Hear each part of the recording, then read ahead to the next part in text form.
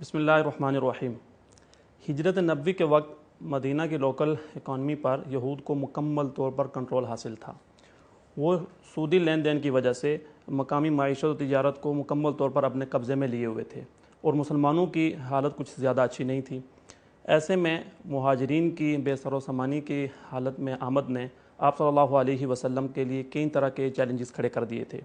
मुसलमानों को आर्जी रिहाइशगाहों की फ़राहमी और ख़ुराक की फ़राहमी और सबसे बढ़कर लोकल इकॉनमी और लोकल मंडी में और लोकल मार्केट में मुसलमानों की एंट्री, ये वो चैलेंजेस थे जिन्हें आप सल्लल्लाहु अलैहि वसल्लम ने फ़ेस करना था। आप सल्लल्लाहु अलैहि वसल्लम ने इन चैलेंजेस को कबूल किया और इन्हें फ़ेस करने के लिए शॉर्ट टर्म और लॉन्ग टर्म स्ट्रेटजीज़ अपनाई। आप सल्लल्लाहु अलैहि वसल्लम ने सबसे पहले मदीनतुल मुनव्वरा में मस्जिद नबवी कायम की और इसके साथ साथ मुहाजिरीन और अंसार में रिश्ता मुआख़ात कायम किया।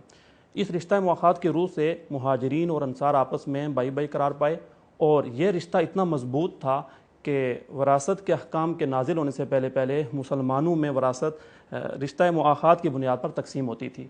मस्जिद नबवी की तामीर और रिश्ता मुआख़ात के क़याम की वजह से और इसकी बदौलत मुसलमानों की आर्जी रिहाइशगाहों और ख़ुराक का मसला किसी हद तक हल हो गया था। लेकिन ज़ाहिर है कि ये एक आर्जी हल था और आप सल्लल्लाहु अलैहि वसल्लम ने इससे बढ़कर मज़ीद इक़दामात करने थे और मदीना की और स्पेशली मुसलमानों की इकॉनमी की लॉन्ग टर्म स्टेबिलिटी के लिए ज़रूरी था कि मदीना वो अंदरूनी तौर पर और बैरूनी तौर पर महफूज हो। मदीना को अंदरूनी ख़तरात से महफूज रखने के लिए आप सल्लल्लाहु अलैहि वसल्लम ने मदीना के यहूद क़बाइल बनु नज़ीर, बनु क़ैनुक़ा और बनु क़ुरैज़ा वगैरह के साथ मुआहदा किया, जिसे मीसाक़ मदीना के नाम से याद किया जाता है। मीसाक़ मदीना की बदौलत मुसलमान अंदरूनी तौर पर काफ़ी हद तक महफूज हो गए और वो ख़रीद व फ़रोख्त और मार्केट की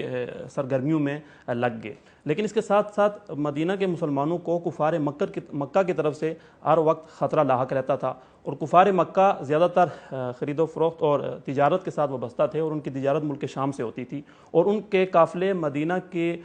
मगरबी हुदूद में वाक़े साहिली पट्टी से गुज़रते थे। आप सल्लल्लाहु अलैहि वसल्लम ने इस साहिली पट्टी पर मुसल्लह पहरेदारों की तादाद बढ़ाकर कुफ़ार मक्का का जो मुआशी रास्ता था और तिजारत का रास्ता था उसे भी किसी हद तक अपने कंट्रोल में ले लिया था। मदीनतुल मुनव्वरा को अंदरूनी और बैरूनी ख़तरात से महफूज बनाने के बाद आप सल्लल्लाहु अलैहि वसल्लम मार्केट की तरफ मुतवज्जे हुए और मदीना की इकॉनमी और मार्केट और मईशत को यहूद के कंट्रोल से और कब्ज़े से निकालने के लिए आप सल्लल्लाहु अलैहि वसल्लम ने मदीना में मुसलमानों की एक अलग मार्केट कायम की, जिसे सूक़ मदीना कहा जाता था।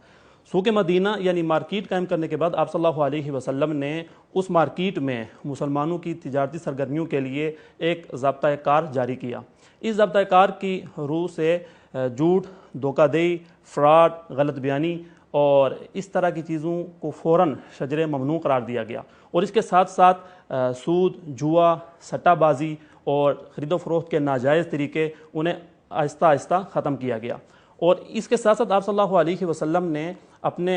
सहाबा की अखलाकी तरबियत भी जारी रखी। इस ज़ाब्ता कार और अखलाकी तरबियत के नतीजे में जो मुसलमान ताजिर सामने आए वो बेहतरीन सलाहियतों से माला माल थे। आप सल्लल्लाहु अलैहि वसल्लम ने इसके साथ साथ मदीना में बैतुल माल भी कायम किया। बैतुल माल में जो रकूम आती थी वो मुसलमानों की ज़कात और सदक़ात से आती थी और वहाँ जमा होने के बाद मदीना की रफ़ाही और इंतज़ामी और फ़लाही मद्दात में एक बड़े सिस्टमेटिक अंदाज में वो रकूम जारी होती थी और ख़र्च होती थी। तो आप सल्लल्लाहु अलैहि वसल्लम की इन इस्लाहात की बदौलत बहुत ही कम वक्त में, जो तकरीबन 10 साल का अरसा बनता है, मदीना की लोकल इकानमी और वहाँ की मईशत यहूद के कंट्रोल से और उनकी मनोबली से निकल कर मुसलमानों के हाथों में आ गई। आप सल्लल्लाहु अलैहि वसल्लम की सीरत के इस एंगल से जायज़ा लेने से मालूम होता है कि अगर आप एक ताजिर हैं, एक मुसलमान ताजिर हैं, चाहे आप एक फ़र्द हैं या आप एक ऑर्गेनाइजेशन हैं या आप एक मुस्लिम स्टेट हैं और आप दुनिया की इकॉनमी में, आप मकामी मंडियों में अपना शेयर लेना चाहते हैं, तो उसके लिए आप सल्लल्लाहु अलैहि वसल्लम की सीरत से आपको रहनुमाई लेना होगी। आप सूद को फ़ौरन छोड़ दीजिए और झूठ, धोखाधड़ी, फ्रॉड, गलत बयानी, इससे तौबा तैब होजिए और इसके साथ साथ अपनी प्रोडक्ट्स पर جو آپ کی سروسز ہیں، جو آپ کی پروڈکٹس ہیں، آپ انہیں اچھے اور معیاری طریقوں سے بنائیے، اور دنیا میں جو اس وقت سٹینڈرڈز ہیں اور جو نارمز ہیں پروڈکٹس بنانے کے اور انہیں دنیا کے سامنے لانے کے اور ان کی مارکیٹنگ کرنے کے اور ان کی سیل کرنے کے، آپ انہیں بھی فالو کیجئے۔ انشاءاللہ العزیز دنیا کی کوئی طاقت آپ کو معیشت اور ورلڈ اکانومی میں داخل ہونے سے روک نہیں سکے گی۔ وآخر دعوانا ان الحمد للہ رب العالمین۔